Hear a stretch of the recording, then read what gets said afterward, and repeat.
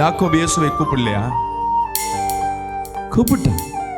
அநேக நேரங்கள்ல மன சஞ்சரித்து போறாங்க. நம்ம விசுவாசங்களை சோதிக்கும்படியாக தான் என்ன பண்ணுவாங்க, தேவன் என்ன பண்ணுவார், தாமதிப்பார்.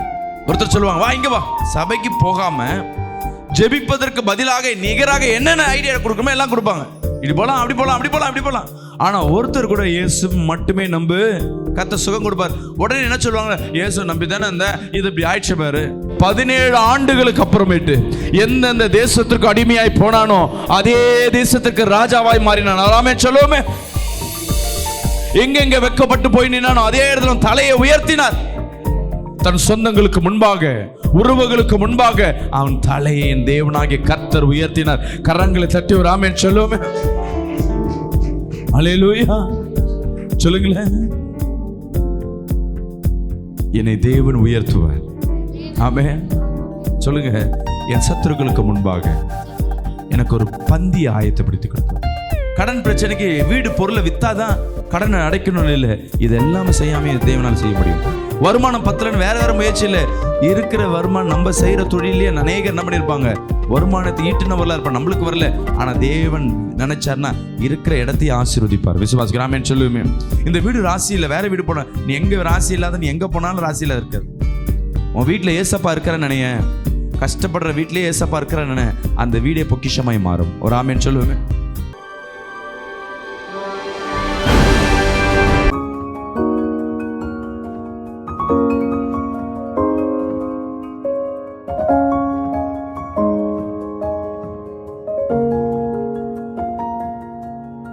எடுத்து வாசிங்க.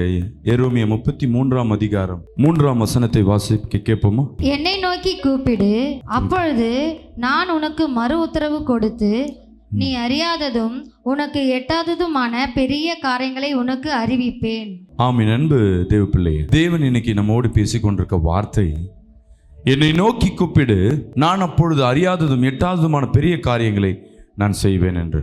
அநேக நேரம் நம்ம என்ன பண்றோம், தேவனை நோக்கி கூப்பிடுறதில்லை, மனிதனை நோக்கி தான் கூப்பிடுறோம். நம்மளுக்கு நெருக்கம் வரும்பொழுது, சோதனை வரும்பொழுது, வேதனைகள் வரும்பொழுது நம்ம என்ன பண்ணுறோம், மனுஷனை பார்க்குறோம், இல்லை அக்கம் பக்கத்தில் இருக்கிறவங்களை பார்க்குறோம். இப்போ கூட பார்த்தீங்கன்னா இந்த ஸ்கூல் லீவு, அடுத்தது என்ன, ஸ்கூல் காலேஜ் ஃபீஸ் கட்டணும். உடனே யாரை பார்ப்போம்னா நம்மளுக்கு தெரிஞ்ச நண்பர்கள், உறவுகள் என்ன பண்ணி பண்ணுறோம், நம்ம கண்கள் நோக்கி கொண்டிருக்கோம், இவங்க தருவாங்களா, இங்கேருந்து வாங்கலாமான்னு. நீங்கள் பரத்தை நோக்கி பார்க்கும் பொழுது தேவன் செய்கிற உதவி விசேஷமாக இருக்கும். விசுவாசிக்கிற ஆமென் சொல்லுவோமே. அல்லேலூயா. எல்லா நேரங்களிலும், எல்லா துன்ப பாதையிலும் உங்கள் பார்வை, உங்கள் சிந்தனை, உங்கள் தாகங்கள் முழுவதும் தேவனை நோக்கி இருக்கும் பொழுது நம்ம அநேக நேரங்கள் நம்ம என்ன பண்ணுவோம்னா, ஜெபிப்போம், சபைக்குள்ளே வருவோம், எல்லாம் செய்வோம். ஆனால் ஒரு நெருக்கம் வரும்பொழுது, சூழ்நிலை வரும்பொழுது ஒரு பேருக்கு தான் இயேசுவை தேடுவோம், பேருக்கு தான் சபையை தேடி போவோம். ஆனால் முழு இருதயத்தோடு, முழு ஆத்மாவோடு தேவனை என்ன பண்ண பண்ணுறதில்ல, தேடுறதில்லை. தேவனை தேடுவது என்றால் தேவனை மட்டுமே சார்ந்து வாழ்வது. அல்லேலூயா. மனிதர்கள் எல்லாம் அதுக்கப்புறமேட்டு தான் நமக்கு ஹெல்ப்பு. தேவன் ஒருவர் தான் எனக்கு எல்லாமே. ஒரு ஆமென் சொல்லுவோமே. தாய், தகப்பன், உறவுகள், நண்பர்கள், தோழர்கள் இவர்கள்லாம் இருப்பார்கள், அதில் எந்த ஒரு மாற்றமும் இல்லை. இவர்களெல்லாம் நமக்கு உதவி செய்யணும்னா, இப்போ நம்ம குடும்பத்திற்கு கணவன் நல்லா வேலை செஞ்சார்னா, அவர் நல்லா உதவி செஞ்சார்னா குடும்பம் நல்லா வளரும். ஆனால் கணவர்கிட்ட கேட்டு கேட்டு பார்த்தாலும் கிடைக்காது, இல்லை நம்ம உறவுகிட்ட கேட்டு கேட்டு பார்த்தாலும் கிடைக்காது. நமக்கு இங்கேருந்து தான் வரணும், ஆனால் கேட்க வேண்டிய இடம் வேறு. அல்லேலூயா. இந்த ஃபேனு காற்று இங்கே போட்டால் இந்த காற்று எனக்கு வரும், இந்த ஏசி இங்கே போட்டால் இந்த கூலிங் இங்கே வரும். கூலிங் இங்கேருந்து தான் வருது, ஆனால் சுவிட்ச் எங்கே போடணும், இங்கே இருக்குது, சைடில் இருக்குது. இந்த ஃபேனுக்கு அந்த பக்கம் இருக்குது. இல்லை ஃபேன் இங்கே தான் இருக்குது, இங்கே தான் நான் சுவிட்ச் போடணும், இங்கே தான் சுற்றணும்னா வாய்ப்பு இல்லை. ஆனால் இங்கேருந்து தான் நம்மளுக்கு ஆற்றல் வரும். இங்கே ஒரு ஏற்படுகிற ஆற்றல் தான் நமக்கு காற்றாய் மாறும். இந்த ஆற்றலை உண்டு பண்ணுவதற்கு இதற்கு சுவிட்ச் அங்கே இருக்குது. அதே போல் தான் நம்ம என்ன பண்ணுறோன்னா, தேவைகளுக்கெல்லாம் மனிதர்களை சார்ந்திருக்கிறோம், சூழ்நிலை சார்ந்திருக்கிறோம். இன்றைக்கி ஒரு பொருத்தனை எடுங்க, எந்த நெருக்கம் வந்தாலும் என் தேவனை நான் சார்ந்திருப்பேன். ஒரு ஆமென் சொல்லுவோமே. அல்லேலூயா. மகிமை இறங்க முடியாது. எடுத்து படிங்க. சங்கீதம் 145:18. தம்மை நோக்கி கூப்பிடுகிற யாவருக்கும், தம்மை நோக்கி கூப்பிடுகிற யாவருக்கும், உண்மையாய் தம்மை நோக்கி கூப்பிடுகிற யாவருக்கும், உண்மையாய் தம்மை நோக்கி கூப்பிடுகிற யாவருக்கும் கர்த்தர் சமீபமாய் இருக்கிறார். ஹல்லேலூயா. இங்க வசனத்துல பாருங்க, ரெண்டு விதமான ஒரே வசனம் தான், ரெண்டு வார்த்தை சொல்கிறது. தம்மை நோக்கி கூப்பிடுகிறவர்கள் யாவருக்கும். எனக்கு உதவி வேணும், எனக்கு தண்ணி வேணும்னா என் மனைவிட்ட இவங்களை நோக்கி கூப்பிடுகிறேன். ஏன்னா வேற வழி இல்லை, ஆப்ஷனே இல்லை, இவங்களை நோக்கி கூப்பிடுறேன். இப்போ நம்மளுக்கு கஷ்டம்னா நம்ம தெரிஞ்ச எல்லாரையும் தான் நம்ம என்ன பண்ணுவோம், உதவியை நாடுவோம். அவரை நோக்கி கூப்பிடுறவர்களுக்கு கர்த்தர் உதவி செய்வார். அடுத்தது ஒன்று சொல்றார், உண்மையாய் தம்மை நோக்கி கூப்பிடுகிறவர்கள். தேவனை நோக்கி கூப்பிடும் பொழுது உண்மை, அந்த இடத்துல ட்ரஸ்ட் இருக்கணும், நம்பிக்கை இருக்கணும்.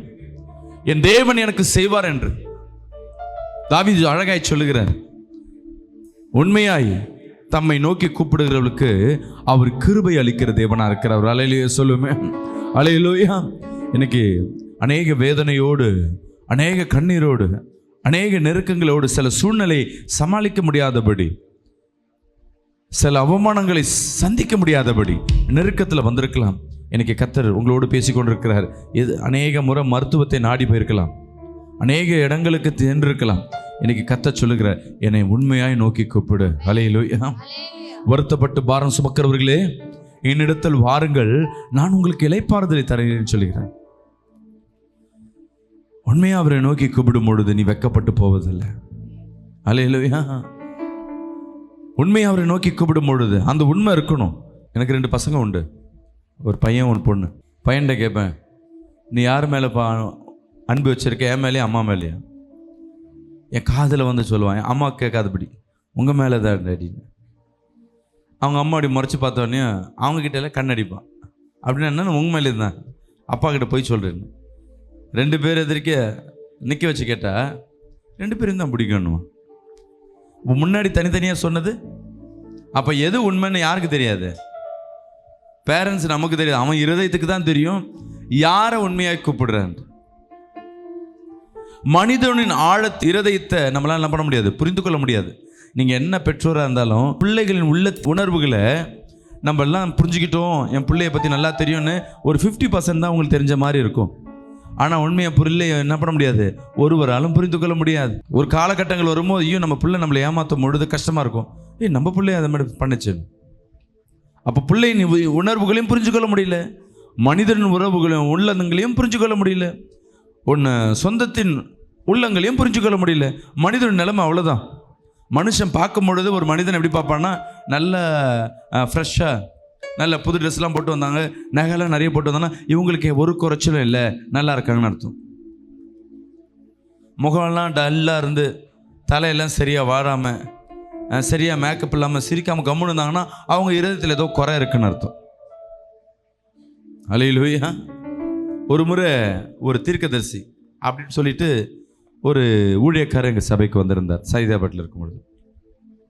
சரி, தீர்க்கதரிசின்னு அவரே சொல்லிக்கிறாரு. சரி, சபையில் ஊழியம் வந்து ஒரு செய்தியை கொடுங்கன்னு சொல்லி கூப்பிட்டோம்.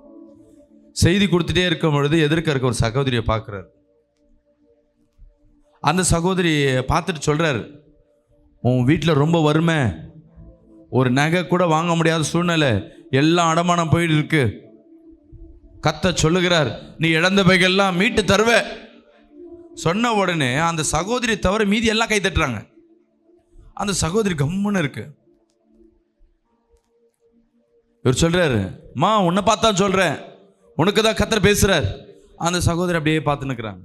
எனக்கா என்னடா அது புதுசாக வந்திருக்கு, தேவன் பேசுகிற கூட இருக்கவங்க எல்லாம் சந்தோஷமாய் அந்த வாக்கு தத்தத்துக்கு விசுவாசத்தோடு கை தட்டுறாங்க. இந்த சகோதரி எப்படி இருக்காங்களேன்ட்டு ப்ரேயர் முடிஞ்சுன்னு அவங்களை கூப்பிட்டு கேட்குறாம்மா, கர்த்தர் பேசும்பொழுது ஆமேன்னு சொன்னால் அது அப்படியே நடக்குமா?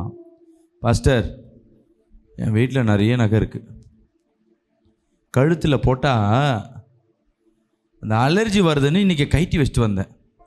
அவர் கரெக்டாக என் கழுத்தை பார்த்துட்டு தான், நீ வறுமையாக இருக்க, உங்கள் நகையெல்லாம் என்ன இதுவரையும் ஒரு நகை கூட எங்கே இல்லை, நல்ல நகையோட வசதியாக தான் இருக்க, ஏன் அவர் அப்படி போய் சொல்கிறாருன்னு அப்போ தான் தெரிஞ்சது. ஆளை பார்த்து என்ன பண்ணுறாங்க, தீர்க்க தரிசனம் பேசுகிறாங்க. இன்னைக்கு தீர்க்க தரிசனங்களை பார்த்து ஏமாந்து கொண்டிருக்காங்க. அல்லேலூயா. ஆமென். அன்பு பிரியமான ஜனமே, இன்னைக்கு ஆளை பார்க்கும் பொழுது அவங்க இருக்கிற சூழ்நிலை, நல்ல வேலையில் இருக்கியா, நல்ல பிஸ்னஸில் பண்ணுறியா, அவங்களுக்கு என்ன கிடையாது, பண பிரச்சனையே கிடையாது. பிஸ்னஸ் நல்லா இருந்து, வியாபாரம் நல்லா இருந்து, நல்ல வேலையில் இருந்தாலும், ஐடி கம்பெனியில் 2 லட்ச ரூபா சம்பளம், அவங்களுக்கு என்னப்பா பிரச்சனை, கடனே இல்லைன்னு. உங்களை காட்டில அவங்ககிட்ட தான் அதிகமாக கடன் இருக்கும். நம்ம நினைப்போம் பணம் வந்துட்டா அவங்க வீட்டில் சந்தோஷம்லாம் தானாக வந்துடும். பணம் இல்லாத வீட்டில் இருக்கிற சந்தோஷம் கூட பணம் அதிகமாக இருக்கிற வீட்டில் இருக்காது. ஒரு ஆமேன் சொல்லுவோமே. அப்போ இவைகளை எல்லாம் கொடுக்கிறவர் என் தேவனாகி கர்த்தர்.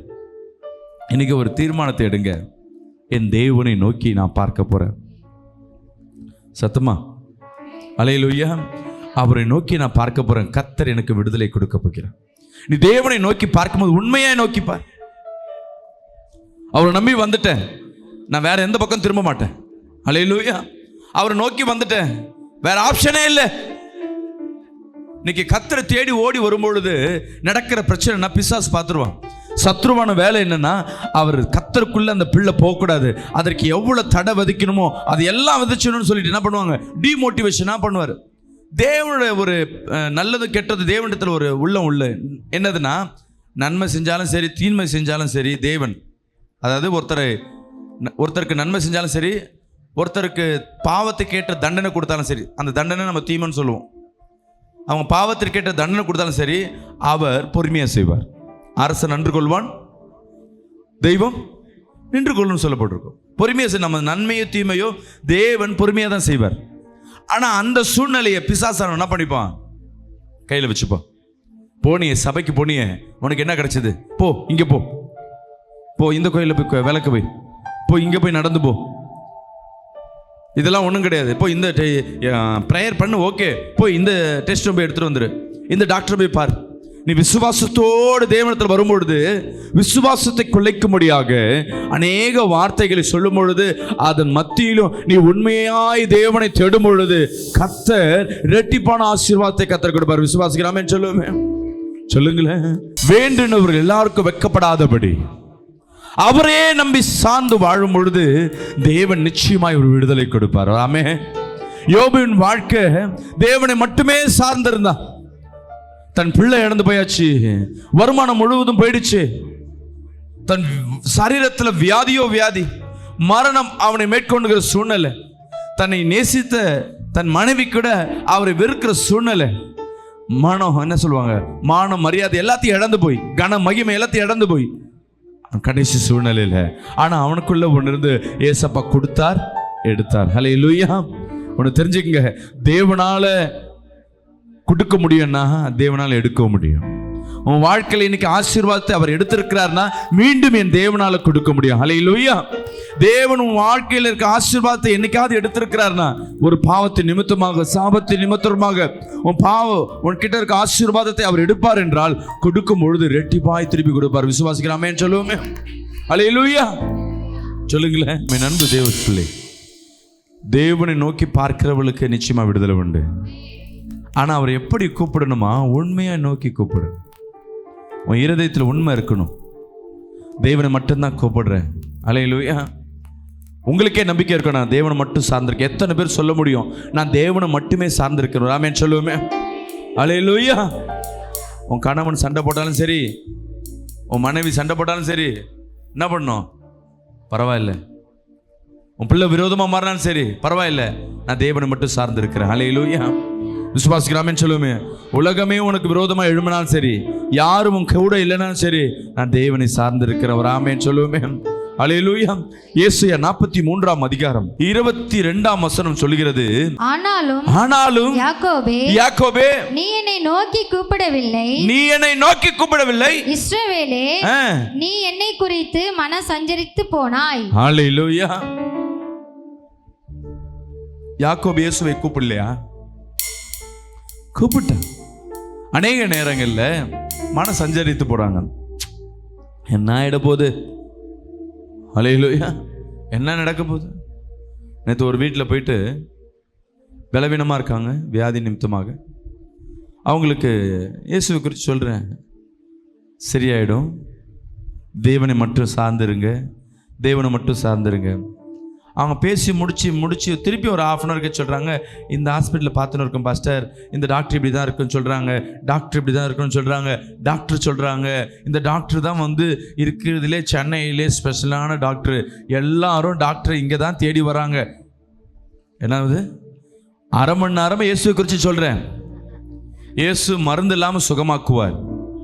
ஆமென். அவர் அற்புதங்களை அடையாளங்களை செய்வார் என்று 1 மணி நேரமாக பேசிக்கொண்டிருக்கோம் நானும் என் மனைவியும். ஆனால் அவங்களோட எண்ணங்கள் ஃபுல்லாக மருத்துவம் மருத்துவம் மருத்துவம். டாக்டர் இப்படி சொல்லிட்டார், டாக்டர் இப்படி சொல்லிட்டார். அல்லேலூயா. தெரிஞ்சுக்கங்க, தேவன் மீண்டும் சொல்கிறேன், தேவன் செஞ்சாருன்னா பொறுமையாக தான் செய்வார். நம்ம விசுவாசங்களை சோதிக்கும்படியாக தான் என்ன பண்ணுவாங்க, தேவன் என்ன பண்ணுவார், தாமதிப்பார். அந்த தாமதத்தை நான் மீண்டும் சொல்கிறேன், பிசாசு என்ன பண்ணுவான், பிடிச்சிப்பான்.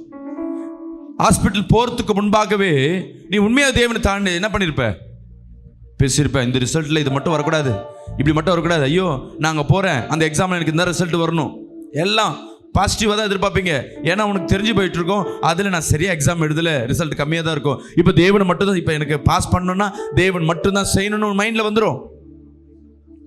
ஆனால் நடக்கிறது பாருங்க, ஒன்றுமே இருக்காது. நல்லா ஜெபம் பண்ணிருப்ப, அடுத்த நாள் ரிசல்ட் வரும், நீ எதிர்பார்த்த ரிசல்ட் இல்லை, தோல்வியே வரும். இல்லை மெடிசன் ரிப்போர்ட்டில் தோல்வியாகி மாறி நிற்கும். வாழ்க்கையில் நாளைக்கு சண்டை போடுற வந்தவங்க பிரச்சனை நினச்சிருக்கோம், நிச்சயமாக இருக்கிறத காட்டிலும் அதிகமாக பிரச்சனை பண்ணிட்டு போயிருப்பாங்க. அப்படியே வெறுத்து போய் நிற்போம். என்னடா பண்ணுறது, என்ன பண்ணுறது? உங்கள் என்னெல்லாம் இப்போ சொந்தங்கள்லாம் வந்து பிரச்சனை வந்த பிறகு சொந்தம்லாம் உள்ள வந்துடும். நல்லதுக்கு இல்லை, வீணான அட்வைஸ். சொந்தங்கள் கையிலேருந்து வருகிற வார்த்தை ஒரே ஒரு வார்த்தை, என்ன வார்த்தை தெரியுங்களா வரும், நான் அப்போவே சொன்னல. அந்த வார்த்தையை மட்டும் மாறி மாறி சொல்லுவாங்க. என்ன சொல்லுவாங்க, நான் அப்போவே சொன்னல. எதுக்கு சொல்லுவாங்க, அங்கே கடன் வாங்காத அப்போவே சொன்னல, உன் வீட்டுக்காரன் நம்பாத நான் அப்போவே சொன்னல, உன் மாமியாரை நம்பாத நான் அப்பயே சொன்னல, உன் பிள்ளையை நம்பாத அப்பயே சொன்னல, இந்த வீட்டுக்கு போவாத நான் அப்பயே சொன்னல, அந்த தெருவுக்கு போவாத அப்படியே சொன்னல, இந்த சர்ச்சுக்கு போவாத நான் அப்பவே சொன்னல, ஏன் ரட்சிக்கப்பட்ட, ஏன் இயேசுவோட போனேன் அப்பயே சொன்னல. இதை மட்டும் டைலாக் சொல்லிட்டு போவாங்க, தவிர காசும் கொடுக்க மாட்டாங்க, உனக்கு உதவியும் பண்ண மாட்டாங்க. ஆறுதலாக பேசுறது போல நீ செய்தது குற்றமாக சொல்லிட்டு போயிடுவான். இந்த சூழ்நிலையில் இயேசுவின் வார்த்தை கேட்கறத காட்டிலும் பிசாசின் வார்த்தை அநேகமாக இருக்கும். ஒருத்தர் சொல்லுவாங்க, வா இங்கே வா, சபைக்கு போகாமல் ஜெபிப்பதற்கு பதிலாக நிகராக என்னென்ன ஐடியா கொடுக்கணுமோ எல்லாம் கொடுப்பாங்க. இப்படி போகலாம், அப்படி போகலாம், அப்படி போகலாம், அப்படி போகலாம். ஆனால் ஒருத்தர் கூட இயேசு மட்டுமே நம்பு, கர்த்தர் சுகம் கொடுப்பார். உடனே என்ன சொல்லுவாங்க, இயேசு நம்பி தானே இந்த இது இப்படி ஆயிடுச்சு பாரு. யார் சொல்லுவா, பாதிக்கப்பட்டவங்களே, கடன் பிரச்சனையில் மாட்டினவங்களே, இல்லை வியாதியில் மாட்டினவங்களே, இல்லை ஒரு வேலை போயிட்டு இருக்கலாம், வாழ்க்கையில் டைவர்ஸோ பிரிவினைகளோ ஏதோ ஒரு காரியங்கள். ஹல்லேலூயா. எங்க யோசேப்பின் வாழ்க்கையை கொஞ்சம் யோசிச்சு பாருங்களேன். இயேசுவை மட்டும்தானே அந்த குடும்பம் சார்ந்திருந்தது, இயேசுவை மட்டும்தானே சார்ந்திருந்தது. தேவன் தானே தரிசனத்தை கொடுத்தார் யோசேப்புக்கு. தரிசனத்தை பெற்று வந்த அந்த தரிசனத்தை சொன்னது தப்பா இல்லையே. விசுவாசத்தில் சொல்றான், நான் இப்படி பார்த்தேன், நான் இப்படி வாழ போறேன்ட்டு. இதை கேட்ட தகப்பனாருக்கும் சரி சகோதரனுக்கும் சரி பொறாமை உண்டது. அவனை குழியில் போட்டாங்க. குழியில் விழும்போது இயேசுவை சார்ந்து தானே இருந்தாம, ஜெயிலில் தள்ளும் போது இயேசுவை சார்ந்து தானே இருந்தான். போர்த்தபின் மனைவி அவனை தொடர்ந்து வரும்பொழுதும் இயேசுவை சார்ந்து தானே இருந்தான். தேவன் அவனுக்கு ஹெல்ப் பண்ணலையே. ஆனால் என் பண்ணாலும் பண்ணலனாலும் என் தேவன் என்னை விடுதலை ஆக்குவார் என்ற அந்த விசுவாச உறுதி 17 ஆண்டுகளுக்கு அப்புறமேட்டு எந்தெந்த தேசத்திற்கு அடிமையாய் போனானோ அதே தேசத்திற்கு ராஜாவாய் மாறினான். ஆமென் சொல்லுவோமே. எங்கெங்க வெக்கப்பட்டு போய் நின்னானோ அதே இடத்துல தலையை உயர்த்தினார். தன் சொந்தங்களுக்கு முன்பாக, உறவுகளுக்கு முன்பாக அவன் தலையை என் தேவனாகிய கர்த்தர் உயர்த்தினார். கரங்களை தட்டி ஒரு ஆமென் சொல்லுவோமே. அல்லேலூயா. என்னை தேவன் உயர்த்துவார். ஆமென் சொல்லுங்க. என் சத்துருக்களுக்கு முன்பாக எனக்கு ஒரு பந்தி ஆயத்தப்படுத்தி கொடுப்பார். சொல்லுங்க. அல்லேலூயா. நிச்சயமாகவே நீங்கள் ஆசீர்வாதத்தை பெறுவீர்கள். உங்கள் துக்கங்கள் எல்லாம், துயரங்கள் எல்லாவற்றையும் என் தேவனாகிய கர்த்தர் மாற்றுகிறவராக இருக்கிறார். ஒரு ஆமென் சொல்லுவோமே. உங்கள் துக்க நாட்கள் முடிந்தது. நீங்கள் அவரை நோக்கி கூப்பிடும் பொழுது அவர் உங்களுக்கு விடுதலை கொடுக்கிறவராக இருக்கிறார். அப்படி கண்களை மூடி